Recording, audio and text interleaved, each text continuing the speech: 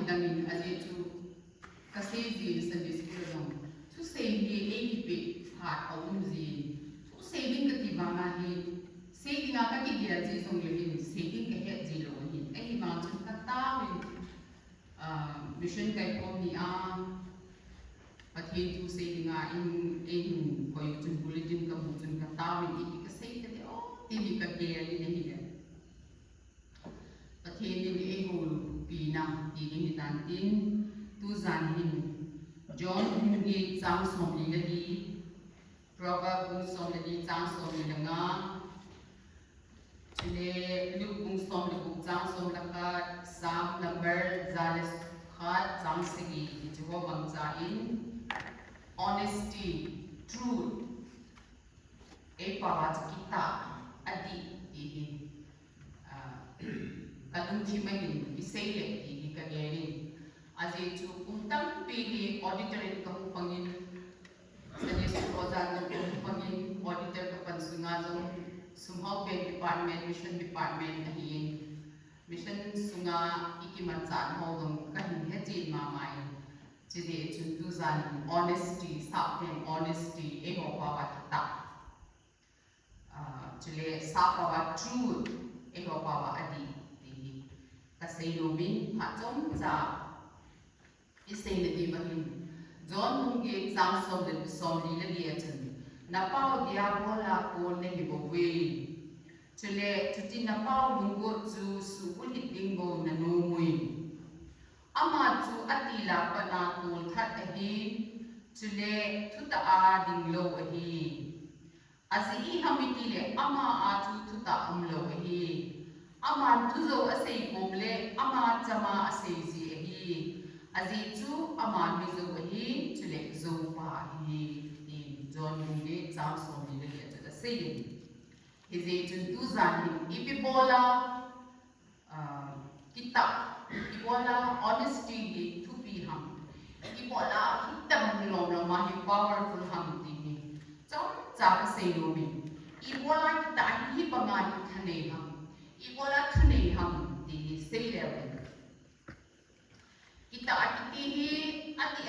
adi sei jing jing lo kita ati su adi sei jing jing lo ben nang ma ita bang mi ni a mi dang mi vet le het nga I bi ne hi apo do chu hi kita ati adi sei jing jing bo jing jing chu hi lo ben nang ma ita bang mi dang ne hi mu chu hi chu mi dang het nga Bidang mi pena na unju hitu kita ahin na kita na ju hitu ko photo ahin kita ahin kihap na openness kihap na kihething na kita ahin ju thing sel kihething na sel ku umlowa aphudo kita ahin ju ima sel ku aphudo ahin kita ahin mi aha sai chule ni tinin ku a thuta choi na zong asim do zo be develop a wole kita ahin facts thuta choi na zong asim do zo be he proverb bung son ni ni jang son ni nga a chun thu di se ya he to sa pampan mi min ko tam pi a hu ning zin ama bang ko yi zong le thu zo se yan Mihim amo lepsat baya asu mangahi mi iza I lepsat bayita nazo lep iza untam kazo lep iza untam tu zana ni athata I dia go di winding ko sain tiang to ka nai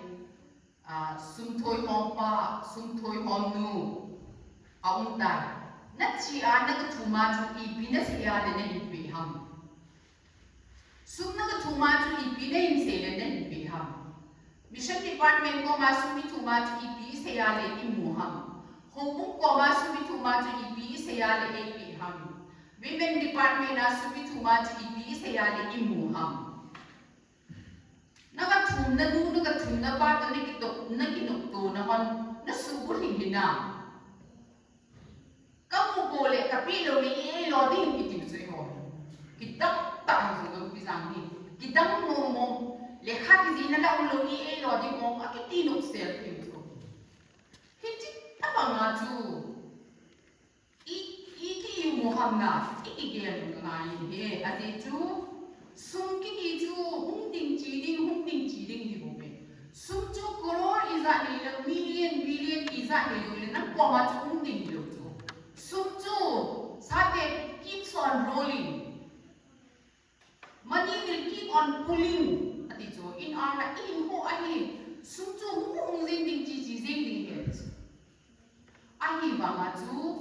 be righteous with money ati jo. Sum to hin ne kita ahi chi to sai ati jo.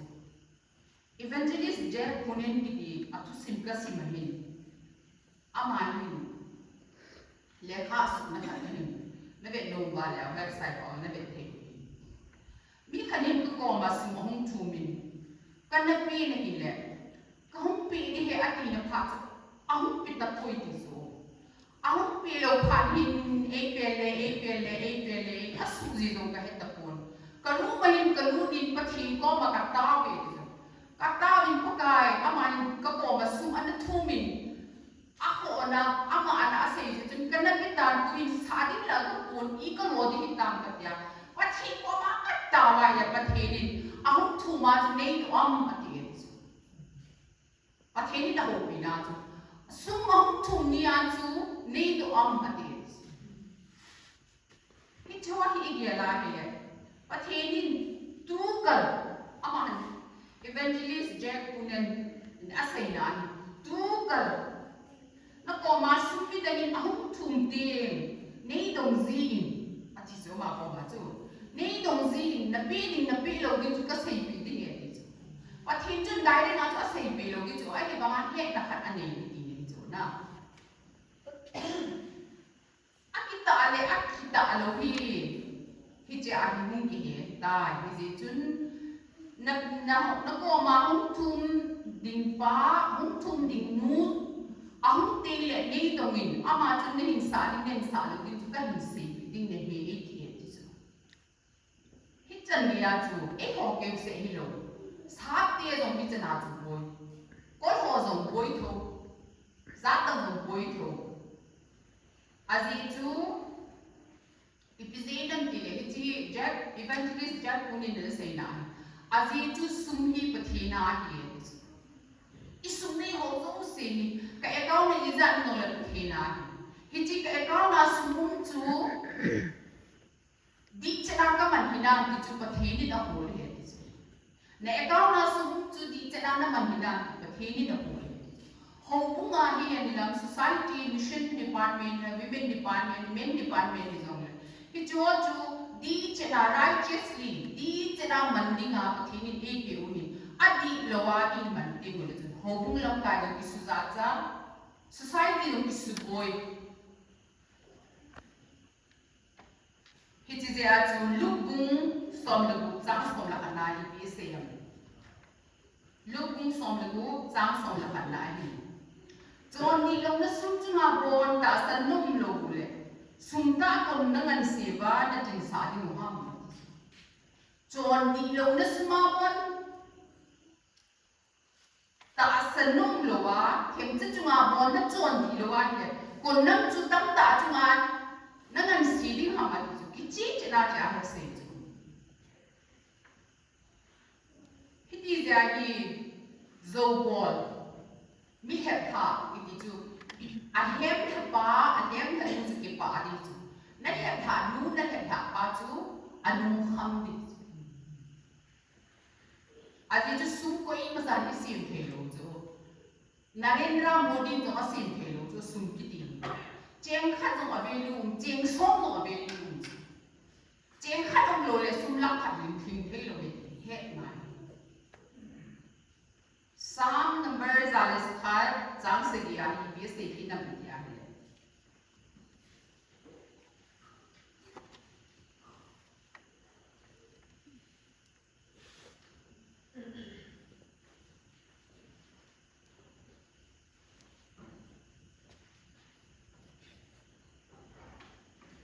Zobol ni chu ka in sunga chen the lo ding se long ka anga thelo de ni kuti an de iloi pa in sa in hang kusumi in sumi izat izo hekta izat hekta hekta in sa in hang hi hen nang kusumi hen na ihang sumi hen na igam sumi zong izat he mi hekta hekta ti ikidian phat ngai he na chia mun chung be a khat na ka hek tai lo wa chu kusunga chu i ho le i ho i hek mu chu ka po na le ke na ka po pu na ni ho bu audit ke boss le mission department su no deficit check ni lo ba na ki za pu ki ti jing ke ka po na ni kum so ta ni ka hin mu ma ni tu ya kan si tha hita bang ba ga chu inam tin mun zong hi veleu he nam tin mun ise liu jo WhatsApp group ma gang mi zang ho group ma hian nam i zong le private a ema hi zong nam tin mun zong ise liu jo lam kai no pom to mo no ho che ki jo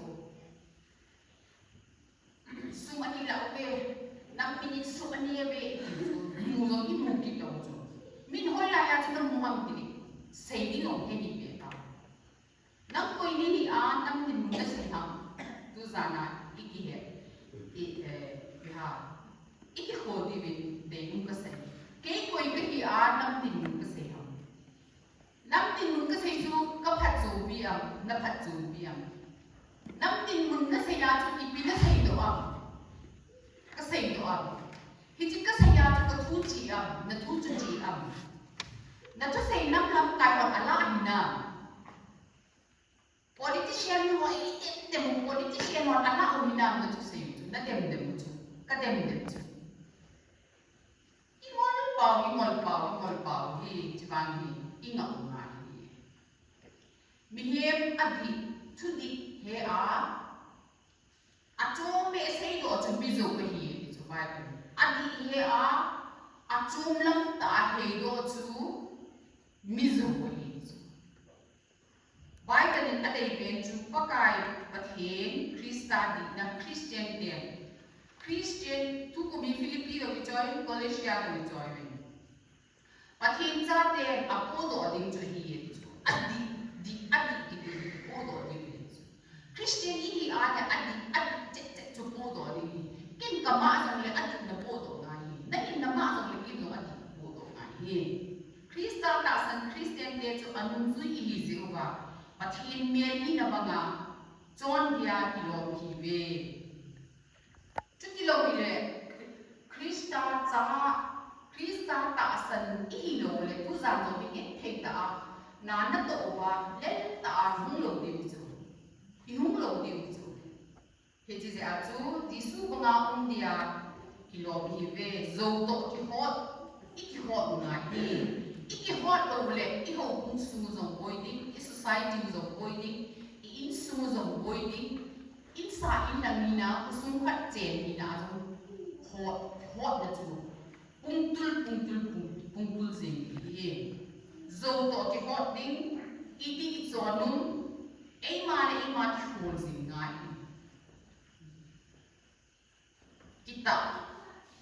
kita honesty honesty mi ta sa lungel chunga pathin mel mu do na ni kita akitingin I ma na kita na chu pathin mel mu do na ni ka kita na chu pathin mel ila na ni isunga na gaw na ko ki mu thei mel chu hi kita na chu isunga pathin na gaw ki mu thei mel chu hi pathin zo ti chu lai zo pathin zo thei lo ahi hebrai bungu chang so ni ta ma chun ki che se ni he ze a chu I pau a zo thei lo ze a chapa a chan mu zo thei lo ni ani ve zo thei lo pathin zo lo pathin ho I ze wa chu e ho zo hi zo lo ni nga pathin ni sa ye Proverbs bu som se ki chang li na sei Til se ki lo na zo le na idei khat mu na dinga I chon na chun I hin ko zong I chang thea I hagao zong me di la ya ko sa hin lai hi Hep sa khat zong ka sei lo wa le ka mu lo ding ja ka zong ka sei ya hi chi chun hi chi ka chon na ne khat chun ka hin ko zong ka chang the ka hagao zong chu dam nan the hi proverb kung som sige chang ni le ba ke si he he je chun tu zanin Ephesia bung li jang som nga sei ni kita alung na hin ko adi lo ho da ha Krista lujang hiya Krista ama chu ibalam zo sia ikan to nadingun ngayon na le tuka ni tinin sei ding go ni tinin chon ding go hitin khatya khat ki ka so kisudi go hitin hong su hi an lang society su hi an lang khusung hi an lang nam su hi dong le ai ho le ai ho ikisudi lo le koi ma cha chu nga ai hong su di lo ti khusung ne cha kon hi mga hi bang a zo le na la hi ki he chu khopi ho ko hi piti din ta ti ke ge ji chu Is hin pathini ho na min honesty iti kita na honesty iti hi athupi momongin honesty goes along with truth kita anale adi hi achi ho min pathin ho cha te chu kita an kita ding thudi yong thudi ding ati he hi je chun pha cho cha kan se hi hen nang I mu zo suin na tong le zo ita mu bin tu zanin pathin thu a chom cha kita adi John bung ge sang som ni di mang cha a Proverbs som ni chang som ni nga mang cha a chule Luke bung som le bung chang som khat mang cha a Psalm za le khat chang sigi mang cha a Proverbs som le sigi chang li mang cha a Ephesia bung li chang som nga mang cha a pathin thu to ki to ring ham tia ka ning se hin ka se ki lo ma le pathin min ni ngai dum lang lu se te in son ding ke ki bo sa ding go ki thu di kita na in ho I man the de ne de bin pathin in an the ho pi kan na tao ni ni de ka pa ni pathin pha chom cha na kan se na pakai ka thu di mu le ka kita di mu le thil pha ka bo di ho ding ni de sa na tu chom cha ka se ka ho bung su ko su ka in su ke ma che a na ni pakai phat to na I the te ni